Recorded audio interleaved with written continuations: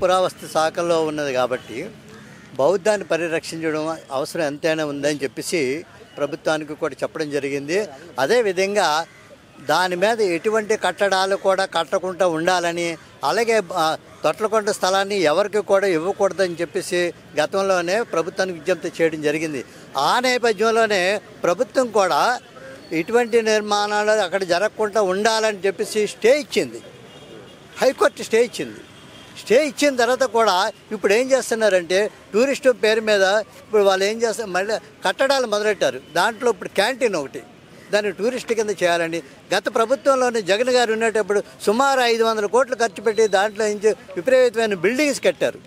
దేనికి ఎందుకు పనికి రాకుండా బిల్డింగ్స్ అని ఇసుకొండ తొట్లకొండ ఇవన్నిటి మీదన దాన్ని కూడా ఎటువంటి దాన్ని మ్యూజియం కింద వాడాలని చెప్పేసి ప్రజల సౌకర్యంగా వాడాలని అందరికీ విజ్ఞానం కావాలని చెప్పేసి విశాఖపట్నంలో పనికొచ్చేది విద్యార్థులకి సైంటిఫిక్గా శాస్త్రీయ విజ్ఞానాన్ని అందించడం కోసం దాన్ని ఏర్పాటు చేయాలని చెప్పి అంతకుముందే చెప్పడం జరిగింది.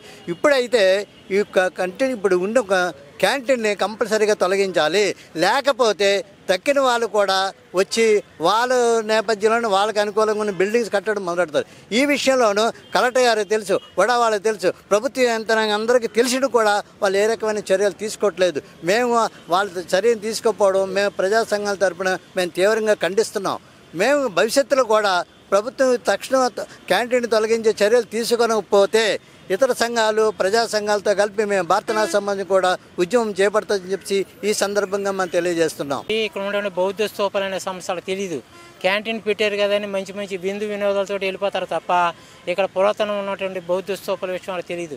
అంతకుముందు అలాగే తొట్లకొండ స్తూపం పడిపోతే మళ్ళీ రిపేర్ చేసి బాగు చేశారు. మళ్ళీ మేము అందరం వెళ్ళి అక్కడ బౌద్ధ భిక్షుని తీసుకొచ్చి పూజా కార్యక్రమం చేసాం. అంతకుముందు ఇక్కడ విద్యార్థులు ఇతరులు అంతా అసభ్యంగా ప్రవర్తిస్తే వాళ్ళు వెళ్ళొద్దని చెప్పి మేము ఇచ్చాం. ఎంట్రన్స్లోనే దుర్గా గుడి కడితే ఇలా కడతానికి వెళ్ళేది బౌద్ధ స్తూపాలు హిందూ దేవుని పెడతానని మేము ధర్నా చేసాం, తీశారు. మళ్ళీ ఎప్పటికప్పుడు ఇలా చేస్తున్నాడు. ఇప్పుడు ప్రపంచంలో 128 దేశాల్లో బౌద్ధం విస్తరించి ఉంది, బౌద్ధ ప్రచారం ఉంది. ఇతర దేశాల్లో బౌద్ధం ఉపయోగిస్తున్నారు. కానీ భారతదేశం వచ్చేవాడికి బౌద్ధం కనుమరి చేయడాలని ఇటువంటి ప్రభుత్వం ఈ ఆర్ఎస్ఎస్ బీజేపీ వాళ్ళు కనుమరి చేయడం కోసం చేసి కుట్రపూరిత పని అని చెప్పి దీనికి మేము వ్యతిరేకిస్తున్నాము. మేము ఇక్కడ ఉన్నటువంటి అవంతి శ్రీనివాస్కి ఒకసారి కలిసి మెమోడం ఇచ్చాము, గంట శ్రీనివాస్ ఇచ్చాము, కలెక్టర్కి ఇచ్చాము. ఇన్ని ఇచ్చినా కానీ వాళ్ళ పనులు చేసిపోతున్నారు. మేము ఇప్పుడు చేసే పని ఏంటంటే ప్రజా సంఘాలు ఏకమయ్యి ఆ క్యాంటీన్ దగ్గరికి వెళ్ళి క్యాంటీన్ షాపులను బయటపడేసి మా బౌద్ధ స్తూపం చెప్పి మేమే పూజా కార్యక్రమం చేస్తాం. అది త్వరలోనే చేస్తాం. మేము ఇంకా ఊరుకునే పని లేదు, అని బతిమాలి పని అంతకంటే లేదు. వాస్తవంగా పురావస్తు శాఖ ఆధ్వర్యంలో చేసినట్టు సర్వేలో ఖచ్చితంగా ఈ బౌద్ధ క్షేత్రాలని పరిరక్షించాలి అని చెప్పేసి ఉంది. నిజానికి ఈ ప్రభుత్వ పెద్దలు ఫర్ ఎగ్జాంపుల్ మన ప్రధానమంత్రి గారు ఇతర దేశాలు వెళ్ళినప్పుడు అక్కడ చాలా గట్టిగా చెప్తారు వేదికల మీద, నేను యుద్ధ భూమి నుంచి రాలేదు, బుద్ధ భూమి నుంచి వచ్చానని చెప్పేసి. కానీ ఆ బుద్ధ భూమి ఇక్కడ ఈ బుద్ధుడు ఏ విధమైనటువంటి ప్రచారం ఇక్కడ చేశారో, ఏటువంటి శాంతి మార్గాలను ప్రబోధించారో అవన్నీ కూడా ఇక్కడ ఉన్నవే. అయితే ఇక్కడ గతంలో ఉన్నటువంటి ఈ బౌద్ధ క్షేత్రాల్లో ఉన్నటువంటి నిక్షేపాలని పురావస్తు శాఖ పరిరక్షించి దాన్ని టూరిజంగా డెవలప్ చేయాల్సిన అవసరం ఉంది. పురావస్తు శాఖ చెప్పింది. ఈ విషయం మీద మా ప్రజా సంఘాలు అయితేనే మేము అందరం కూడా గతంలో కోర్టు కూడా వెళ్ళడం జరిగింది. ఈరోజు అక్కడ క్యాంటీన్ నిర్మాణం జరుగుతుంది. దాన్ని అట్టే పెడితే రానున్న రోజుల్లో ఈ ప్రభుత్వాలు అక్కడికి క్లబ్బులకి పబ్బులకి కూడా పర్మిషన్ ఇచ్చే అవకాశం ఉంది. కాబట్టి బౌద్ధ క్షేత్రం అనేది అది పవిత్రమైన క్షేత్రం. కాబట్టి ఆ పవిత్రమైనటువంటి బౌద్ధ విషయాలన్నింటినీ కూడా ప్రబలించేటట్టు చూడాలి తప్పితే దాన్ని ఏదో నాశనం చేసే దీనిగా గవర్నమెంట్ ప్రవర్తించడం మంచిది కాదు. కాబట్టి దాన్ని ఏదైతే ఇప్పుడు ఈ ప్రభుత్వ పెద్దలు హిందూ దేవాలయాలని టూరిజం శాఖలుగా ఎలాగైతే డెవలప్ చేస్తున్నారో అదేవిధంగా ఈ బౌద్ధ ఆరామాలన్నింటినీ కూడా బౌద్ధ క్షేత్రాలు ఉన్నటువంటి అన్ని ప్లేసుల్లో కూడా టూరిస్ట్ ప్రాంతంగా డెవలప్ చేయాల్సిన అవసరం ప్రభుత్వం మీద ఉంది. కాబట్టి ఎట్టి పరిస్థితులను కూడా క్యాంటీన్ అక్కడ తొలగించే వరకు మా పోరాటం కొనసాగుతుంది. ఎట్టి పరిస్థితులను కూడా దాన్ని అనుమతించేది లేదు. ఈ విషయంలో మాత్రం ముందుకి ప్రజా ఉద్యమంగా తీసుకెళ్లే పరిస్థితి మేము తీసుకుంటున్నాం. ఈ ఉత్తరాంధ్ర ఇటుపక్క కన్నా బౌద్ధ క్షేత్రాలు ముఖ్యమైనవి సింహాచలం దేవస్థానం ఏంటి, పొద్దున్న కొన్ని ఏంటివన్నీ.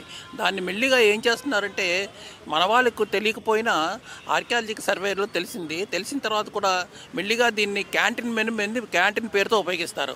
ఒకసారి మామూలుగా మీకు తెలియదే ఉంది, పబ్లిక్ రంగాల టూరిజం ప్లేస్లో క్యాంటీన్ వచ్చిందంటే రకరకాల విచ్చలవిడితనం ఆ భారీగా ఇప్పుడే అంత ముందే పెరిగిపోతున్నాం. మేమంతా అడ్డుకోవడం వల్ల కొంచెం ఆగింది, స్టే ఇచ్చారు. అయినా స్టేని కూడా కట్టకుండా ఇప్పుడు పెడదాం అనుకుంటున్నారు. అక్కడ ఏంటి కేవలం క్యాంటీనే కాదు, క్యాంటీన్ పెట్టి మళ్ళీ అంత ముందు కూడా దాన్ని ప్రజా సంఘాలన్నీ వ్యతిరేకించాయి. కాకుండా దాన్ని సినీ పరిశ్రమ కూడా డెవలప్ చేద్దాం వాళ్ళ ఇంటర్నల్ ఐడియాతోనే మెల్లిగా దిగారు. క్యాంటీన్ పేరుతో వస్తారు, క్యాంటీన్ పేరుతో వచ్చి మెల్లిగా ఆక్యుపై చేస్తారు. దీని ఎట్టి పరిస్థితుల్లోని ప్రజా సంఘాల తరఫున బాణాస తరఫున మేమంతా తీరుగా వ్యతిరేకిస్తున్నాం. ఇటువంటి దానికైనా మేము సిద్ధంగా ఉన్నామని ఈ విధంగా తెలియజేస్తున్నాం. బుద్ధిస్ట్ సొసైటీలోని నేను మెంబర్ని. మన భారతదేశంలో ప్రస్తుతానికి ఉత్తరాంధ్రలోని శ్రీకాకుళం నుంచి మంగళగిరి, నెల్లూరు ఇవన్నీ బౌద్ధ క్షేత్రాలే. ఈవెన్ సింహాచలం, తిరుపతి ఇవన్నీ బౌద్ధ క్షేత్రాలే.